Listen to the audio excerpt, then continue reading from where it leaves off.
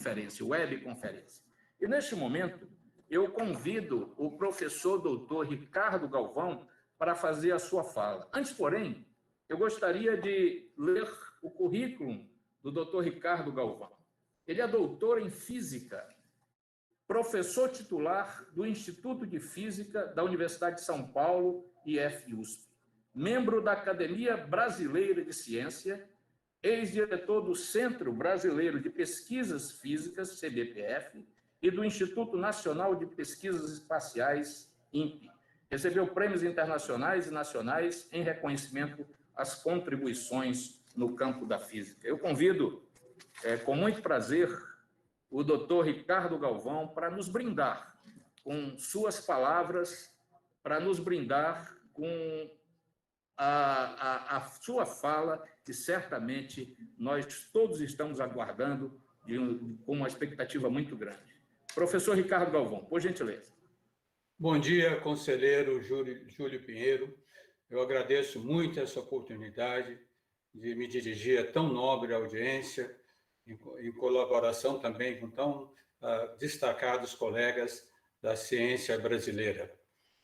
Eu resolvi concentrar mais a minha apresentação num ponto que eu considero essencial, que é a relação entre ciência e a elaboração de políticas públicas, dando como exemplo a questão do aquecimento global e preservação da Amazônia. Eu peço que passe a próxima transparência, por favor. Eu começo já citando um relatório publicado em 2016 pelo Conselho Científico da Secretaria-Geral das Nações Unidas.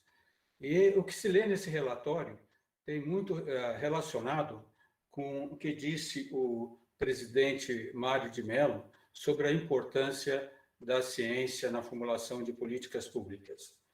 Eu não sei se todos podem ler, mas ele diz claramente que o desenvolvimento sustentável, que tanto nós falamos, é um dos mais desafiadores e complexos problemas que enfrenta a humanidade na sua história. Não há forma de nós avançarmos, não há forma de estabelecermos políticas de desenvolvimento sustentável sem utilizar a melhor ciência, o melhor conhecimento e as práticas científicas desenvolvidas, disponíveis pela humanidade. Nas transparências que eu vou mostrar a seguir, terei que mostrar alguns exemplos, não era para passar, mas já passou essa, pode deixar nela, não tem problema, Alain.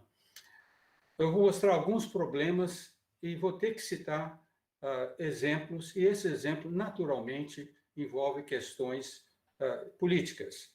E eu quero chamar a atenção que não é o meu objetivo, de maneira nenhuma, fazer críticas políticas a qualquer governo, mas eu tenho que apresentar alguns exemplos para mostrar bem que, sem uma interseção muito bem elaborada entre ciência e a formulação de políticas públicas, nós teremos problemas. Aqui vocês têm uma publicação do jornal The Guardian, do Reino Unido, ainda em novembro de 2018. Nesse jornal, eles já identificavam um problema que haveria no futuro, com base no discurso do chanceler Ernesto Araújo, que colocou que a questão das mudanças climáticas, sobre as quais falará o Carlos Nobre, seria uma conspiração marxista. Esse tipo de críticas, esse tipo de visão, que atrapalha muito e demasiadamente o desenvolvimento sustentável. Certamente vocês talvez não consigam ler, mas vocês notem que tem uma linha vermelha grifada aí, e depois essa apresentação vai estar disponível e vocês poderão ler o que está escrito.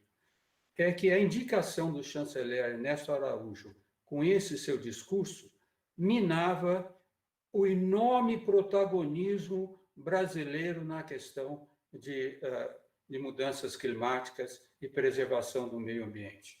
Então, até a entrada desse governo até o final de 2019 era internacionalmente conhecido e respeitada a liderança do Brasil nas políticas de preservação ambiental e mudanças climáticas. A próxima transparência, por favor. Esse problema também foi logo depois identificado com a posse do novo governo. Esse é um artigo muito interessante, não sei se quantos de vocês leram, publicado pelo nosso colega, professor Luiz Marques, professor de História da Unicamp. Ele é autor desse livro, um livro que eu recomendo a quem não leu, ler, Capitalismo e Colapso Ambiental. Não é um livro político, não é um livro de esquerda, mas ele chama a atenção do problema de preservação do meio ambiente associado a práticas predatórias capitalistas, certo? Que vão ao contrário do desenvolvimento sustentável. Então, em 6 de janeiro, ele chamava já atenção, e isso é muito importante, que esse negacionismo que nós observamos atualmente não é uma característica de esquerda e direita. É, infelizmente, uma característica que permeia todos os setores políticos e causou muito mal-estar com a comunidade, principalmente com relação à questão do aquecimento global. Todo mundo sendo contrário, dizendo, mesmo negando que o aquecimento global exista. A próxima transparência, por favor. Alain, a próxima transparência. O que eles estavam denegando, talvez o Carlos Nobre mostre esse gráfico depois, então não quero entrar na seara dele, é isso que vocês estão vendo aí, resultados experimentais. O que vocês estão vendo são dados a partir de 1880 até 2015, se não me engano, da variação da temperatura média mundial com relação a um ano de referência, a um período de referência que foi no final do século passado. Muita gente não entende esse gráfico, né? Por que tem a variação de temperatura, se num dia tem temperatura mais alta, mais baixo. Esse gráfico aí, o que eles estão mostrando, é muito parecido com aquela média que se desloca, que está se usando agora para o coronavírus. Os dados em cada dia é uma média temporal de uns dias para frente e para trás e uma média espacial também. Essas curvas que vocês estão vendo são dados científicos, medidos por quem? Pela NASA, pelo o Escritório Meteorológico do Reino Unido, pela NOAA dos Estados Unidos, pela Associação Meteorológica do Japão, e vocês notam a coincidência entre esses dados. Então, isso daí não é questão de ideologia ou conspiração marxista. Esses são dados reais, medidos e bem testados, e são dados utilizados. Talvez o Carlos fale sobre isso depois. Como físico, no entanto, eu não posso te apresentar um pouquinho de como esses dados são produzidos, porque desde que eu fui exonerado do INPE, eu tenho sido parado constantemente pelo público, até no metrô, e muita gente pergunta o seguinte: como que vocês podem saber qual foi a temperatura centenas de anos atrás? Então, vou pedir licença ao Carlos, não sei se ele vai falar sobre isso, mas como físico não posso deixar de falar um método físico extremamente importante. Então, a próxima transparência, por favor. Esse é o método da razão dos isótopos de oxigênio. O oxigênio, então, é um elemento químico que tem isótopos que têm, então, diferente número de massa. O mais abundante, é que vocês estão vendo aí em cima, é o oxigênio 16. Mas também há um oxigênio 18, que tem um número de massa maior, um pouquinho mais pesado. Mas tanto o oxigênio 16 como o oxigênio 18 formam moléculas d'água. 99,76% da água é produzido por esse isótopo 16. Mas tem um percentual pequeno, mas mensurável, de produzido também por oxigênio 18. A próxima transparência, por favor. O que acontece é que o oxigênio, a água produzida com oxigênio mais pesado, tem maior dificuldade de evaporar e, por outro lado, uma vez no vapor da atmosfera, também se precipita mais rápido. Então, o que acontece? Como são formadas geleiras nos polos? O que acontece é que a maior parte da umidade é gerada nos oceanos, por aquecimento. E, através dos movimentos na atmosfera, esse vapor é levado para o polo e se precipita no polo quando se esfria. No entanto, a água com oxigênio mais pesado, oxigênio 18, ela primeiro se evapora com maior dificuldade e, quando está na fase de vapor, precipita mais rapidamente. Então, ao chegar nas camadas polares, a água que é aí depositada tem menos oxigênio 18 que existe no resto, nos oceanos. Só que essa quantidade de água com oxigênio 18 varia com a temperatura da Terra, porque se tivermos épocas muito mais quentes, mais água com oxigênio 18 evapora, e quando mais fria, menos água com oxigênio 18 evapora. Além disso, no fundo do mar, nas conchas fossilizadas, ela absorve também o oxigênio que existia quando elas foram fossilizadas. Então, acontece, se nós conseguimos mensurar a quantidade de oxigênio 16 e 18 nas camadas polares e também nos oceanos, nós podemos inferir qual era a temperatura quando aquela camada de gelo foi congelada, aquela água foi congelada.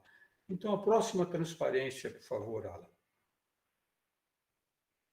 Aí que vocês estão vendo são tubos de gelo extraídos das camadas polares. Esse daí que vocês é um centro na Groenlândia, que tem vários desses armazenados.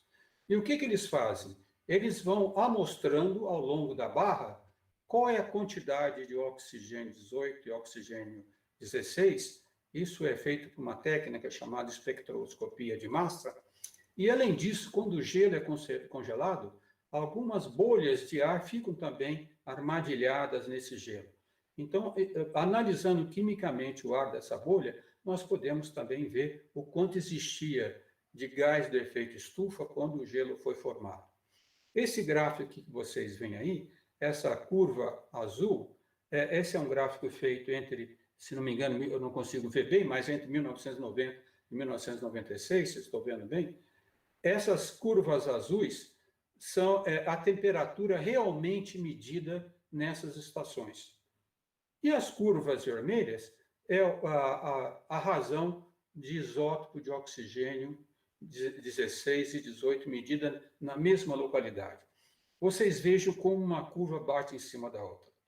Então, esse sistema de medida da razão de isótopos de oxigênio 18 nos fornece uma régua que nos permite estimar qual a temperatura e mais de 100 anos atrás, muito mais. Então, esse é um dado científico. Isso não é uma inferência de qualquer ideologia, são coisas medidas. Bom, feita essa pequena digressão, deixe-me retornar à questão da relação entre ciência e formulação de políticas públicas com referência ao desenvolvimento sustentável. A próxima transparência, por favor, Alain. Bom, esse é um artigo muito interessante, foi publicado há cerca de 3 anos atrás na Scientific American, por um colega, o Sabah, que ele chama atenção numa coisa muito importante, que a ciência tem sido sempre, o desenvolvimento científico tem sido sempre inseparável da formulação de políticas públicas. Porque, é claro, ele menciona que a ciência não se desenvolve no vácuo. Para realmente a conhecer, ela precisa da bênção da sociedade, precisa do apoio da sociedade, e isso vem principalmente através de políticas públicas. Mas, infelizmente, o relacionamento entre ciência e política nem sempre foi fácil. Muitas vezes foi conturbado, principalmente quando a ciência produzia resultados que ia contra a opinião de administradores e gestores de ocasião. Eu vou dar 2 exemplos muito pragmáticos, aliás, demonstrações em 2 espectros políticos para ver que isso não depende de uma razão política ou outra. Então, a próxima transparência, por favor, Alain. Próxima transparência, Alain. Vou citar o primeiro exemplo, não sei quantos vocês conhecem, desse espetacular agrônomo, botânico e geneticista, o Nikolai Vavilov. O Nikolai Vavilov dedicou a sua vida para desenvolver sementes importantes para a questão da alimentação da humanidade. Então, ele se dedicou ao aprimoramento de trigo, milho e vários outros cereais importantes para a alimentação humana. E ele viajou pelos 5 continentes por mais de 20 anos. E ele fez uma coleção de sementes de mais de 200 mil espécies, que eram armazenadas em mais de 100 estações soviéticas. Na década de 30, ele tinha a maior coleção de sementes mundial, respeitadíssimo no mundo todo. No entanto, na União Soviética de então, havia um pseudocientista, Trofim Lysenko. Eu chamo a atenção sobre isso porque, infelizmente, mesmo nas épocas de hoje, também no Brasil, nós temos pseudocientistas que, às vezes, atacam a questão do aquecimento global. Lysenko foi contra Vavilov, porque ele dizia que a genética era uma pseudociência burguesa e procurava dar uma justificativa biológica para as diferenças de classe. E atacou fortemente, violentamente, o Vavilov. Infelizmente, a sua dialética ganhou a simpatia do Joseph Stalin. O que aconteceu? Vavilov foi então preso, esse grande cientista, e sentenciado à morte em 1941. A sua sentença foi comutada para 20 anos de aprisionamento, mas o deixaram na prisão e ele morreu de fome, de falta de alimentação, em 1943. Então, esse é um exemplo contundente do problema da relação entre ciência e formulação de políticas públicas. Vou mostrar outra no outro espectro. Por favor, a próxima transparência. Isso daí eu lamento que esteja em inglês, mas eu coloquei porque isso daí foi uma mensagem, quando eu fui exonerado do INPE, eu recebi essa mensagem do grande colega, o professor Roger Wijnands, da Koninklijke Militaire School de Bruxelas, que mandou uma mensagem muito carinhosa sobre os problemas, e ele diz o seguinte: um vento frio está soprando sobre o mundo quando personagens, pessoas como Bolsonaro e Trump e outros, eles negam fatos científicos, talvez com objetivos míopes e imediatos, né? E aí ele lembrou o famoso caso de Max Planck e Hitler. Max Planck, para quem não é especialista, é o prêmio Nobel que criou a mecânica quântica, o fundador da mecânica quântica. Quando Hitler subiu ao governo, e ele começou, então, a demitir cientistas por razões políticas, principalmente cientistas judeus, Max Planck foi a ele e lhe fez uma petição que parasse de demitir cientistas por razões políticas.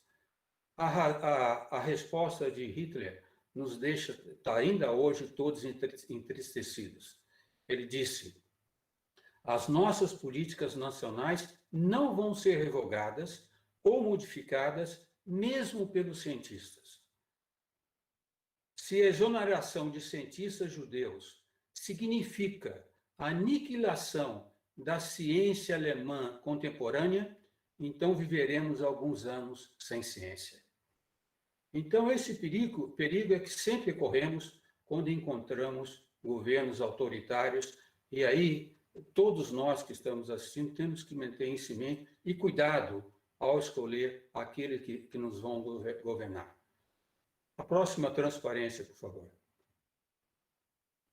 No caso do Brasil, já vou colocar explicitamente o que acontece a partir de janeiro de 2019. Eu sei que nós temos aí um representante do Ministério do Meio Ambiente, mas tudo que eu apresentar aqui são verdades para mostrar a preocupação que nós temos que ter nessa questão da relação entre ciência e formulação de políticas públicas.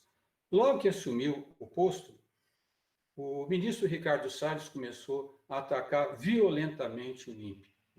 Ao contrário do que havia em governos anteriores, nós tínhamos muita colaboração com o Ministério do Meio Ambiente. ele começou a atacar.